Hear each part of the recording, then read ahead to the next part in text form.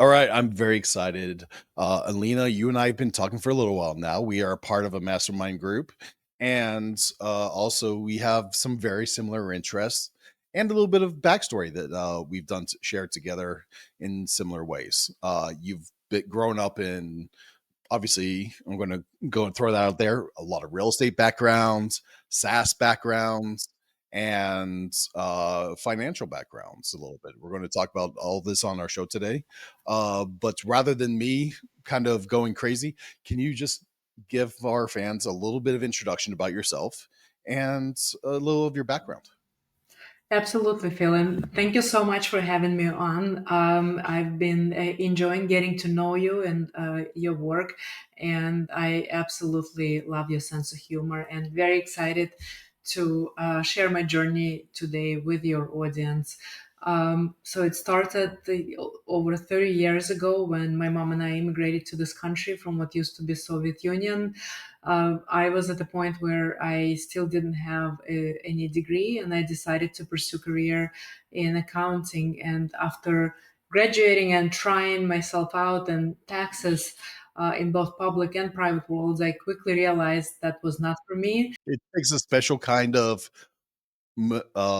mechanical focus to do that well, I think. That's a good way to put it. I would say you need to be really passionate about the subject, regardless what it is, whether it's accounting, technology, or something else. So my passion was not in taxes or accounting. So I realized it rather quickly and was able to land a job in the information technology world where because I enjoyed it so much, I had a pretty successful 20 plus year career. And that's where the SaaS came into place because a lot of my work was in the software as a service. And I really enjoyed doing that, where my roles were different, but a lot of them evolved around helping the world of business and the world of technology communicate.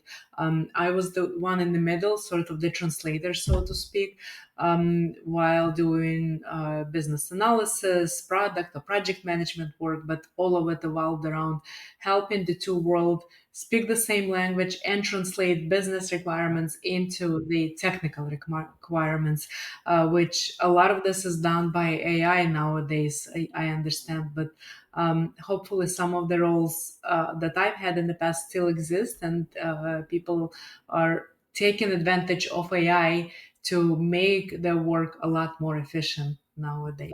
I think there's a lot of AI assistance that goes Yeah, on, but it doesn't replace the real manager, the real project manager, the innovation, the human relations, the actual translation like you're talking about. You can't sit the two people, like, they can't understand each other. Even if they say, "Hey, what the hell is this term mean?" ChatGPT isn't able to understand to solve the problem. agreed, and that's how the products have been created and it's still created. It's requires human touch, human interaction, because at the end of the day, the products are used by the humans, not by AI, for the most part. Mhm. But anyway, during that journey, as a former tax accountant, I saw that as my and my husband career were growing, so were tax implications. And as for former tax accountant, that bothered me a lot. So I was looking for a way to lower our tax implications, not the tax brackets, mind you, but tax implications. I didn't want to pay too much in taxes. Uh-huh. And that's how the world of real estate came about after doing some research and taking a long time to start. I finally did start and started investing. And went from residential to commercial, from being passive to being active, and have been now investing for the last 9 years, and even took my time to share my journey and share my expertise in my book that you see in the background, Your Legacy on Main Street, where I literally share what I've done personally in terms of investing, building wealth, and how some of my clients have been able to create passive streams of income and to accumulate wealth over the years.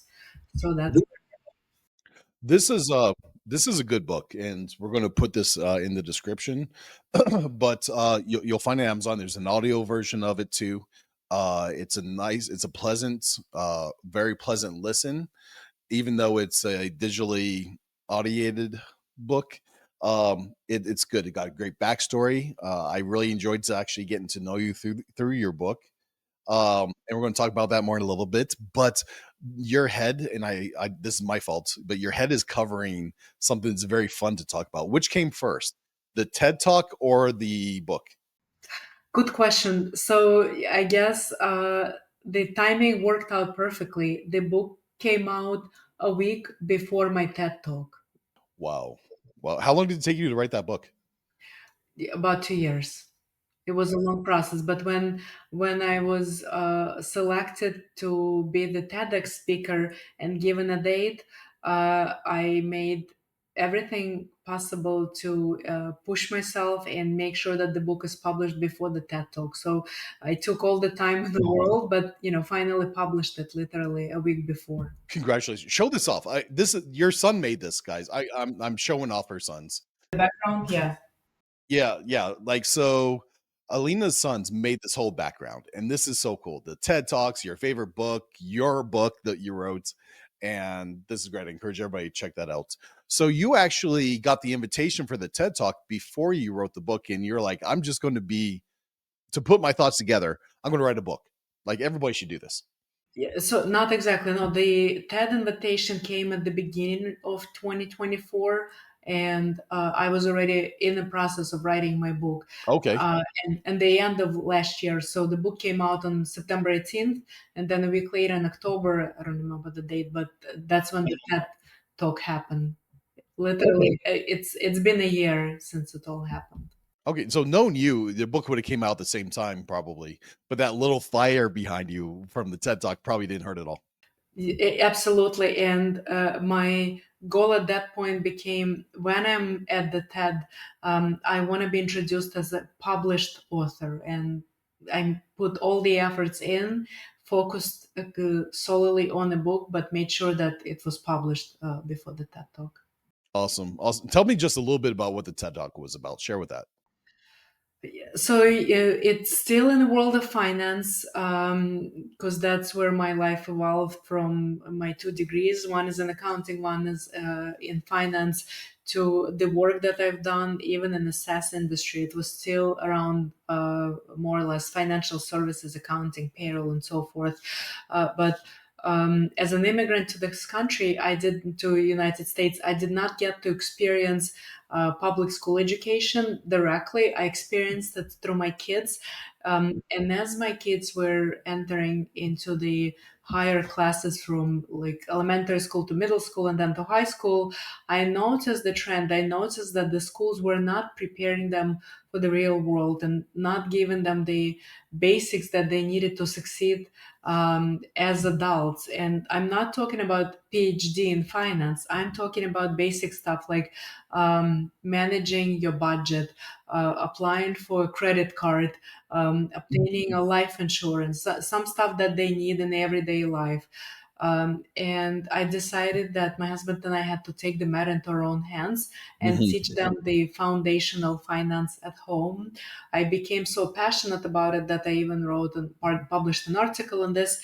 And then I decided that I wanted to reach a much greater audience of parents.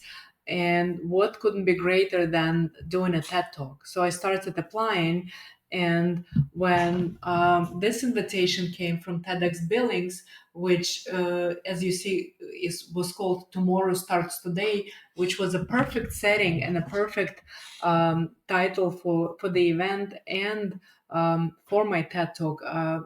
When they invited me, I was beyond thrilled. I was really excited to share my talk, which is called Money Talks. Are your kids listening? Perfect. They are listening. Believe me, believe it or not, and they're listening. They're thinking about money.